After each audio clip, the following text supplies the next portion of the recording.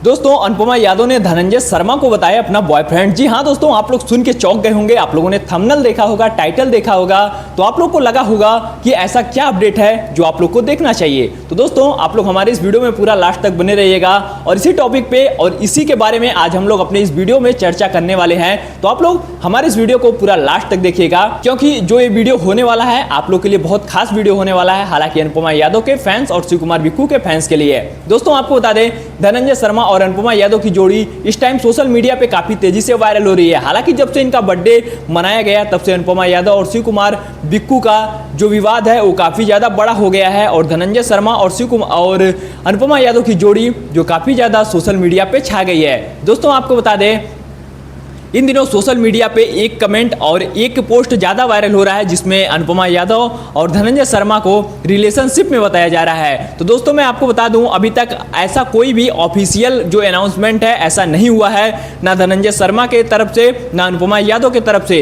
हालांकि जो ये सब विवाद रचा जा रहा है कहीं ना कहीं शिव कुमार बिक्कू के तरफ से बताया जा रहा है, जो कि उनकी ऑडियंस है काफ़ी ऐसे तमाम तरीके का पोस्टर थंबनेल बना के सोशल मीडिया पर वायरल कर रही है। इन दोनों लोगों का एक साथ जो तस्वीर है ये सोशल मीडिया पे वायरल की जा रही है और कहीं ना कहीं अनुपमा यादव और धनंजय शर्मा के बीच में एक दरार डाला जा रहा है, कहीं ना कहीं एक विवाद खड़ा किया जा रहा है। तो आप लोग अपनी राय नीचे कमेंट में दीजिएगा कि क्या आप लोग को ये जो घटना है ये सही लग रही है, क्या अनुपमा यादव और धनंजय शर्मा के बीच में कुछ ऐसा है। अगर कुछ ऐसा है तो आप लोग नीचे कमेंट में बताइएगा।